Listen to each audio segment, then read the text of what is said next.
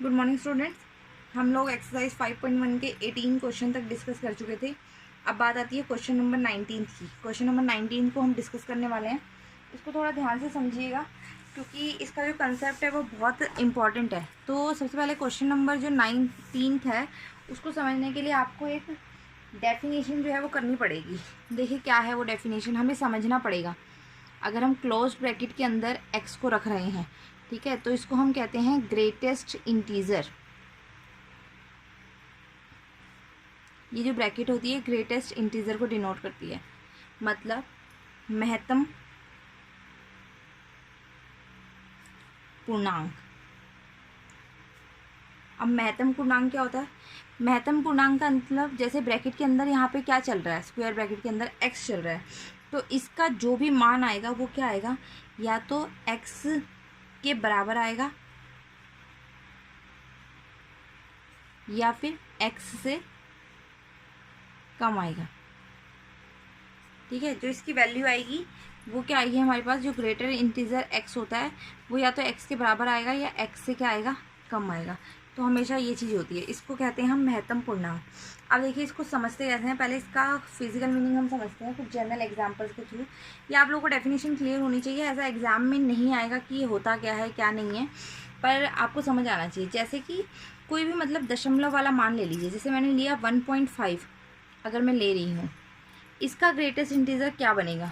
ठीक, एक में ले रही हूँ 0.9, इसका ग्रेटेस्ट इंटीजर क्या बनेगा। क्लियर। एक मैंने ले लिया -2.5, इसका ग्रेटेस्ट इंटीजर क्या बनेगा। ठीक है, अब बात करते हैं सबसे पहले 1.5 की।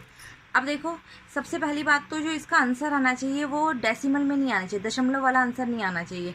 इसका जो आंसर आएगा वो एक पूर्णांक आएगा। अब पूर्णांक आने का मतलब या तो नेगेटिव नंबर होगा, 0 होगा, या कोई भी पॉजिटिव नंबर होगा हमारा। क्लियर। अब सोचो होना क्या चाहिए, डेफिनेशन पे आओ, या तो x के बराबर होना चाहिए या x से कम होना चाहिए। अब देखो 1.5 का 1.5 हम लिख नहीं सकते क्योंकि इसका आंसर जो आता है वो क्या आता है, पूर्णांक आता है, कोई नंबर आना चाहिए।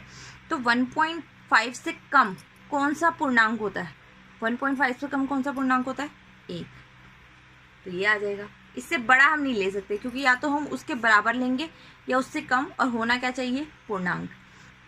इसी तरीके से इसको देखो 0.9 की जब हम बात करते हैं, 0.9 को अब आप 1 नहीं लिखोगे, आप सोचोगे 0.9 को हम अप्रोक्सीमेट करके 1 कर देते हैं। 0.9 के बराबर कोई पूर्णांक नहीं होता, पर 0.9 से कम कौन सा पूर्णांक होता है, 0। ठीक है, अगर ये भी समझ नहीं आती है तो इससे भी सबसे ईजीएस्ट तरीका जो है ग्रेटेस्ट इंटीजर को समझने का वो ये है। देखो हम जो नंबर लाइन होती है हमारा, उसमें हम लेफ्ट से राइट की तरफ जब आते हैं, लेफ्ट से राइट की तरफ जब आएंगे 1.5 तक, तो उससे पहले जो पूर्णांक आएगा हमारा वो हमारा क्या बनेगा, ग्रेटेस्ट इंटीजर। जैसे हम यहाँ से आ रहे हैं तो ये 1.5 है, 1.5 से कम कौन सा पूर्णांक आ रहा है, 1, तो इसका आंसर कितना आ जाएगा, 1। इसी तरीके से यहाँ पे मान लीजिए 0.9 है, अब इधर से आ रही हूँ मैं, ये 0.9 है, 0.9 से कम कौन सा पूर्णांक है, 0, तो इसका आंसर 0 आ गया। ऐसे ही देखिए -2.5, ये है हमारा -1, ये -2, ठीक है, ये -3, तो -2.5 यहाँ आएगा। अब इसको ध्यान से देखना ज़रा, ये है -2.5। अब माइनस में है, आएंगे हम फिर वही लेफ़्ट से राइट, जब हम लेफ़्ट से राइट की तरफ आ रहे हैं 2.5 ये है माइनस का, इससे पहले कौन सा पूर्णांक आया है, -3, तो इसका आंसर कितना आ जाएगा, -3। ठीक है, तो मतलब हम ये कह सकते हैं कि अगर यहाँ पे ये चीज़ c चल रही है, x चल रहा है, तो इसमें जो भी चीज़ आएगी वो x या x से कुछ कम चीज़ आएगी। ठीक, तो ये चीज़ थी हमारी ग्रेटेस्ट इंटीजर की डेफिनेशन। ग्रेटेस्ट इंटीजर या महत्तम पूर्णांक इसको कहते हैं, इसका मतलब है x के बराबर या फिर x से कम। इसको हल कैसे करते हैं ये मैंने आपको बता दिया है। ठीक है, आइए अब क्वेश्चन देखते हैं, हमारा क्वेश्चन क्या दिया हुआ है। ये सिर्फ डेफिनेशन थी, इसका आपके सिलेबस से रिलेटेशन कोई नहीं है, सिर्फ आपको ये डेफिनेशन समझ आएगी तो ही क्वेश्चन समझ में आएगा। अब देखिए हमें दिया हुआ है gx बराबर x minus greatest integer x। ठीक है, तो आपको ये बताना है कि ये हर एक बिंदु के लिए असंतत है। ठीक है, और जो ग्रेटेस्ट इंटीजर x है उसको डेफिनेशन उन्होंने दी है कि ये महत्तम पूर्णांक को निरूपित करता है जो कि x के बराबर या फिर x से कम है। तो इसको हमें हल करना है। जब हम इसको हल करेंगे, अब उसी तरीके से हल करेंगे हम जैसे करते हैं। ठीक है, आप किसी भी एक वैल्यू पे चेक कर लेते हैं। तो मैंने माना x इज इक्वल टू सी पूर्णांक पर। इस पर हम चेक कर रहे हैं इसको, ठीक है। तो सबसे पहले मैं निकाल रही हूँ लेफ्ट हैंड साइड लिमिट, ठीक। जब मैं बात कर रही हूँ लेफ्ट हैंड साइड लिमिट की, तो ये बनेगा limit x tends to c negative x minus x bar, ये हो जाएगा, ठीक है। अब क्या पुट करेंगे हम, एक्स की जगह क्या पुट करेंगे, सी माइनस एच। अब देखो एक्स किसको टेंड कर रहा है, सी को, तो हमारा एच किसको टेंड करेगा, जीरो को। ये अभी मैं सिर्फ डेफिनेशन लगा रही हूँ जैसे हम लेफ्ट हैंड साइड लिमिट को सॉल्व करते हैं, ठीक है। तो अब देखिए क्या बन गया, ये मेरा बना limit H tends to zero, और क्या बना, H tends to zero C minus H minus bracket में क्या बनेगा, सी माइनस एच। क्लियर, ये चीज़ बन गई। अब इसको हल कैसे करेंगे ये भी मैं बताऊंगी, पर अभी थोड़ी देर बाद। पहले हम इसी तरीके से इतना ही राइट हैंड साइड लिमिट को भी सॉल्व करते हैं। जब मैं राइट हैंड साइड लिमिट को सॉल्व करूंगी वो बनेगा limit x tends to C positive X minus greatest integer X. अब यहाँ पे एक्स को क्या पुट करते हैं हम, सी प्लस एच। अब एक्स किसको टेंड कर रहा है, सी को, तो एच किसको टेंड कर जाएगा, जीरो। तो ये क्या बन गया हमारा, ये बन गया limit H tends to zero c plus h और माइनस सी प्लस एच। क्लियर। तो अभी देखिए हमारे पास क्या है, अब हमारे यहाँ पे ये सी प्लस एच बना है, सी प्लस एच को सॉल्व करके क्या आएगा और सी माइनस एच को सॉल्व करके क्या आएगा, इसको हम एक एग्जांपल से समझते हैं। देखिए कैसे, अभी देखिए मैंने लिया, ये बन गया हमारे पास, इसको एग्जांपल से कैसे सॉल्व करते हैं, देखिए रफ में बता रही हूँ। अगर मैं मान लेती हूँ, मैंने माना कि जो सी था मेरा वो 1 चल रहा था, ठीक है, सी मेरा 1 चल रहा था, और एच कोई भी एक छोटी सी वैल्यू है हमारी, ठीक है, एच कुछ भी हो सकता है, स्मॉलेस्ट कोई भी वैल्यू, ठीक है। तो एच मैंने मान लिया कि जो है हमारा 0.5 कुछ है, ठीक है। जब मैं सी माइनस एच निकालूंगी तो बनेगा मेरे पास 0.95, और जब मैं सी प्लस एच निकालूंगी तो वो बनेगा मेरा 1.5, ठीक है। अब ये सी माइनस एच है और ये सी प्लस एच है। अब देखो मैं सी माइनस एच का जब ग्रेटेस्ट इंटीजर सॉल्व कर रही हूँ 0.95 का, तो वो कितना आएगा, 0। और जब सी प्लस एच का सॉल्व करूँगी ग्रेटेस्ट इंटीजर मतलब कि 1.5 का, तो वो कितना आएगा, 1। क्लियर। तो मतलब कि दोनों में 1 का डिफरेंस आएगा। तो यहाँ क्या आ रहा है, सी था मतलब सी 1 था, तो ये कितना आ गया, 0, और यहाँ पे सी जो था वो वही आ गया। तो इसी तरीके से अगर मैं यहाँ पे मान रही हूँ सी से 1 कम आ जाएगा ये लेफ्ट लिमिट में, तो ये बनेगा C minus H minus C minus 1, इसको हल करके, ठीक है। तो ये बनेगा limit H tends to zero C minus H, bracket solve कर दो, माइनस सी प्लस 1, माइनस से माइनस कैंसिल, तो ये बन गया, एच को 0 पुट कर दो, ये बन गया 1। क्लियर।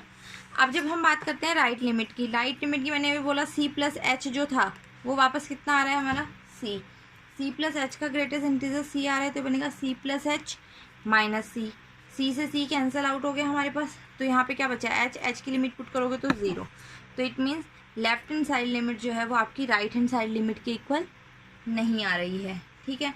तो हम क्या कर देंगे, ये लिख देंगे, अतः एक्स इज इक्वल टू सी पर पूर्णांक जो है एफ जो है वो क्या है, एफ संतत नहीं है। अगर एफ इस बिंदु पे संतत नहीं है तो हमें कहेंगे कि एफ जो है वो समस्त फलन के सभी समस्त बिंदुओं पे जो है वो संतत नहीं है। क्लियर। इसके बाद आपके क्वेश्चन नंबर 20 है। क्वेश्चन नंबर 20 में आपको एफ एक्स दिया हुआ है, x square minus sign x plus 5, इसको एक्स इज इक्वल टू पाई पे संतत चेक करना है। ये आपका संतत हो जाएगा। आप इसके लिए क्या करेंगे, लेफ्ट हैंड साइड लिमिट निकालेंगे और राइट हैंड साइड लिमिट निकालेंगे। बहुत ही सिंपल है, कुछ ज़्यादा नहीं करना है आपको। वही लेफ्ट हैंड साइड लिमिट में एक्स को पुट करोगे पाई माइनस एच, और राइट हैंड साइड लिमिट में एक्स को पुट करोगे पाई प्लस एच।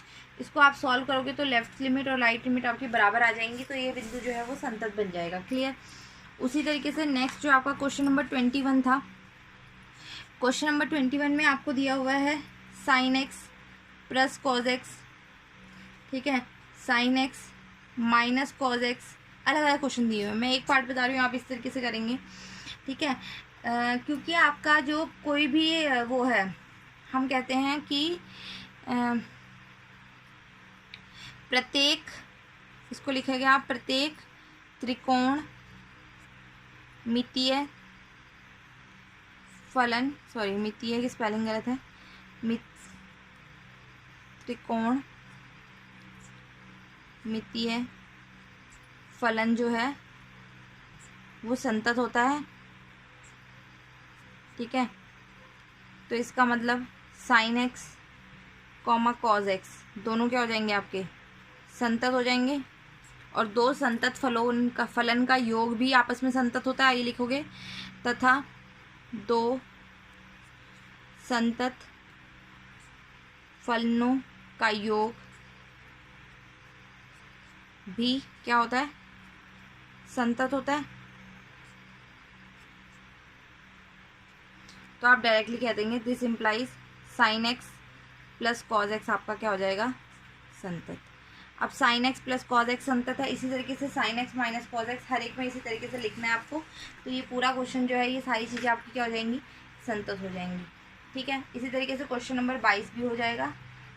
आप 22 तक कीजिएगा, 23, 24 ये मैं आपको फिर करवाऊँगी।